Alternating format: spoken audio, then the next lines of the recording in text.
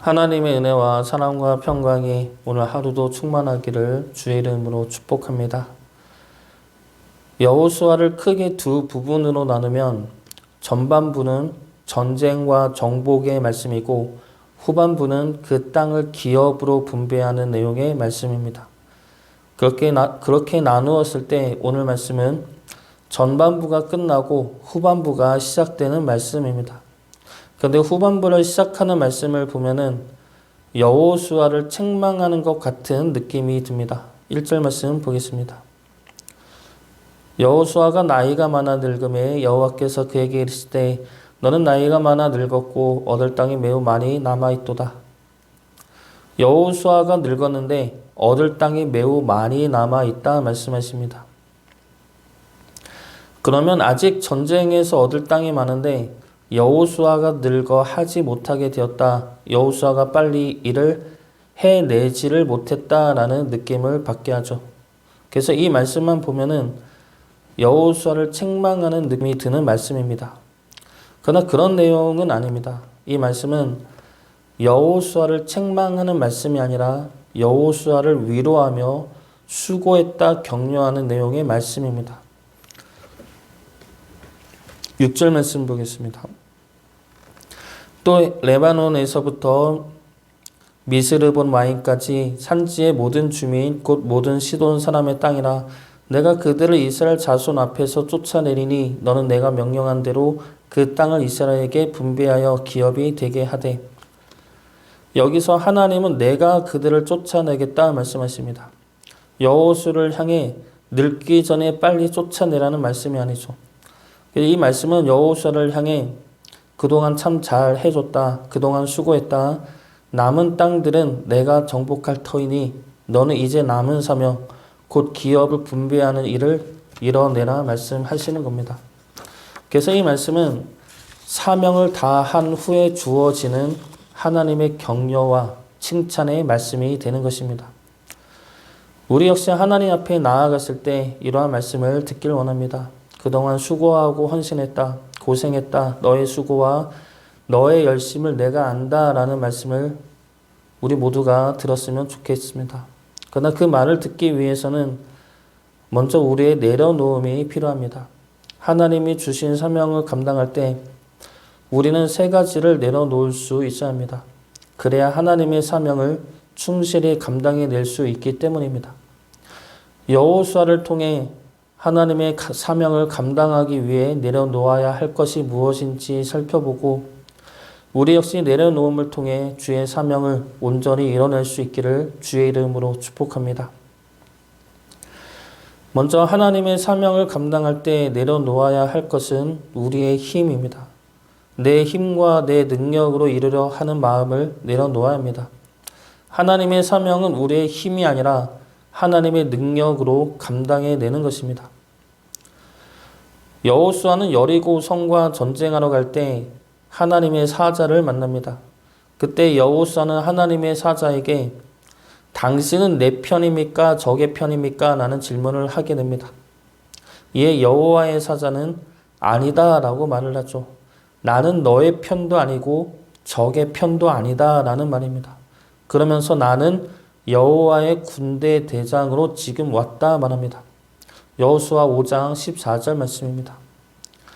그가 이르되 아니라 나는 여호와의 군대 대장으로 지금 왔느니라 하는지라. 여호수아가 얼굴을 땅에 대고 엎드려 절하고 그에게 이르되 내 주여 종에게 무슨 말씀을 하려 하시나이까. 여기서 여호와의 군대 대장으로 왔다는 것은 이스라엘의 지휘관으로 왔다는 뜻입니다. 단순히 여호수아를 돕거나 이스라엘을 돕기 위해 온 것이 아니죠. 하나님은 지금 군대 대장을 보내서 이스라엘과 여호수아를 이끌고 전쟁을 한다는 겁니다. 그러면 여호수아는 무엇을 하는 겁니까? 자신과 이스라엘을 지휘하여 전쟁을 승리로 이끄시는 하나님을 보고 따라가는 것입니다. 이것이 우리의 힘을 내려놓고 하나님의 능력으로 사명을 감당해내는 것입니다. 우리는 하나님의 사명을 받을 때도 내가 주체로 있을 때가 있습니다. 내가 그 일을 이뤄내야 하고 그래서 하나님은 나를 도와야 한다 생각을 합니다. 그래서 내가 내 힘으로 하나님의 사명을 열심히 감당해내고 있는데 잘 안 되면 하나님에게 원망하죠. 내가 하나님을 위해 이렇게 열심히 수고하고 애를 쓰는데 왜 하나님은 도와주기는커녕 막고 계십니까? 왜 그렇습니까? 원망을 하고 있는 것이죠. 이런 원망이 나오는 이유가 무엇입니까? 내가 하려 했기 때문이죠. 내 힘으로 이루려 했기 때문입니다. 여호와의 군대 대장이 왔는데도 불구하고 여전히 내가 대장으로 서 있으려 하기 때문입니다. 우리의 사명을 위해 보내신 군대 대장에게 우리의 지휘권을 내어드릴 수 있기를 바랍니다. 그때 우리는 하나님의 능력으로 사명이 이루어지는 놀라운 역사를 보고 경험하게 될 것입니다. 우리의 힘을 내려놓고 하나님의 능력으로 우리에게 주신 사명을 이뤄낼 수 있기를 주의 이름으로 축복합니다.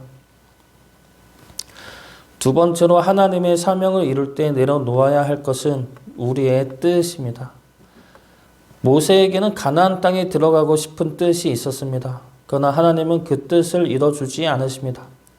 여호수아 역시 정복할 땅은 아직 많이 남아있으나 멈추라 말씀하십니다. 여호수아의 뜻이 어디에 있는지 성경에 나와 있지 않으나 전쟁을 하고 싶은 뜻이 있다면 그 뜻을 내려놓아야 합니다. 왜 그렇습니까? 하나님의 뜻이 아니기 때문이죠. 우리의 뜻보다 하나님의 뜻이 먼저 되어야 하기 때문입니다. 성경에 나오는 믿음의 인물들은 하나님과의 관계 속에서 자신의 뜻을 내려놓는 과정이 반드시 필요했고 그 과정을 모두가 다 겪었습니다. 아브라함 역시 이삭을 바치는 하나님의 말씀에 자신의 뜻을 내려놓았습니다. 엘리야 역시 바알 선지자와 싸운 후에 죽기를 구하였으나 그 뜻을 내려놓아야 합니다. 바울 역시 사탄의 가시를 제거해 주기를 원했으나 그 뜻을 내려놓게 됩니다. 그리고 예수님 역시 겟세마네 동산에서 이 잔을 거두어 달라는 뜻을 내려놓습니다. 그 뜻을 내려놓았을 때 하나님의 뜻이 이루어지게 되고 하나님의 뜻이 우리의 사명 가운데 역사되어집니다. 예전에 크게 대두되었던 문제 중에 하나가 교권 침해 문제였습니다. 일부 학부모들이 교사들한테 갑질을 해서 교사가 보호받지 못하고 교권이 추락하는 문제가 일어났었습니다. 그리고 그 문제는 지금도 논란이 되고 있는 문제들이죠. 학부모가 교사들에게 갑질을 하는 이유가 무엇입니까?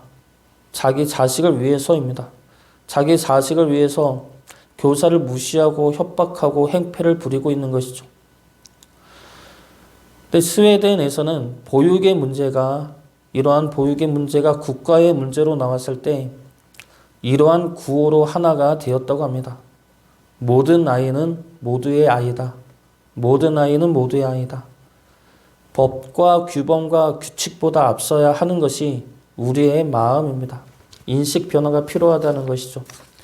내 아이만을 위하는 것이 아니라 모든 아이가 내 아이로, 내 학생으로, 내 자녀로 바라보았을 때 이러한 문제를 넘길 수 있었다는 겁니다. 우리가 하나님 앞에서 우리의 뜻을 내려놓기 힘든 이유는 우리의 뜻이 우리를 위한 뜻이기 때문입니다. 하나님을 위한다지만 깊이 들어가 보면 나를 위한 경우가 대부분이죠. 그러면 하나님의 뜻은 어떻습니까? 나만을 위한 뜻이 아니라 우리 모두를 위한 뜻입니다. 모두가 다 하나님의 사랑받는 존귀한 자녀이기 때문에 하나님의 뜻은 나만을 위한 뜻이 아니라 모두를 위한 뜻이 될 수밖에 없습니다. 그래서 나의 뜻과 하나님의 뜻이 충돌하는 경우가 생기는 겁니다. 그 가운데서 우리 뜻을 내려놓는 결단이 필요합니다. 이해가 안 되는 경우가 대부분일 것입니다. 그러나 하나님의 뜻은 우리 모두를 위한 뜻입니다. 그리고 하나님의 뜻이 우리의 뜻보다 우리를 위하는 뜻입니다. 그러므로 우리 뜻을 내려놓는 문제는 이해의 문제가 아니라 믿음의 문제입니다. 하나님의 뜻이 우리보다 높으며 결국은 나와 우리 모두를 위한 뜻임을 믿음으로 내 뜻을 내려놓는 결단이 일어날 수 있기를 주의 이름으로 축복합니다. 마지막 세 번째로 하나님의 사명을 이룰 때 내려놓아야 할 것은 나의 마음입니다. 우리의 마음을 내려놓는다는 것은 우리의 마음을 주님의 선한 마음으로 채워놓는 것입니다. 하나님은 여호수아에게 처음에 하신 말씀이 바로 너의 마음을 내려놓으라는 말씀입니다. 처음에 여호수아의 마음은 어떠한 마음이었습니까? 두려운 마음이었죠. 두렵고 불안한 마음이었습니다. 가나안 적이 두렵고 이스라엘 백성이 따라주지 않을까 두려웠고 하나님이 모세와 비교해 자신을 들어 쓰지 않을까 봐 두려웠습니다. 그 모든 두려움과 불안과 염려가 곧 여호수아의 마음이었던 겁니다. 그래서 하나님은 그 마음을 내려놓고 하나님이 주시는 담대한 마음을 가지라 말씀하시는 겁니다. 우리의 마음은 두려움만은 아닙니다. 두려움과 염려 외에도 분노의 마음과 미움의 마음과 절망과 낭망의 마음도 생겨납니다. 모세와 여호수아의 입장에서 보면은 하나님의 말씀에 순종하지 않고 원망하는 이스라엘 백성들을 보면서 안타까움과 분노와 미움과 함께 포기하고 싶은 마음도 들었을 것입니다. 그런데 하나님의 마음은 어떠한 마음입니까? 사랑하는 마음이죠. 그런 그들을 구원해내시고 붙들어 주시고 인도하시고 기어코 하나님의 나라 안으로 품어주시는 용서와 사랑의 마음입니다. 그래서 하나님이 모세와 여호수아에게 요구하는 마음도 이러한 마음인 것입니다. 내가 그들을 사랑하듯이 너희 또한 그들을 사랑하기를 원한다. 이것이 하나님의 마음이라는 겁니다. 우리의 마음을 비워내고 우리 안에 하나님의 마음을 품을 수 있기를 바랍니다. 우리를 향한 하나님의 사랑과 은혜의 마음을 품고 그 마음으로 기쁨 가운데 살아가기를 주의 이름으로 축복합니다.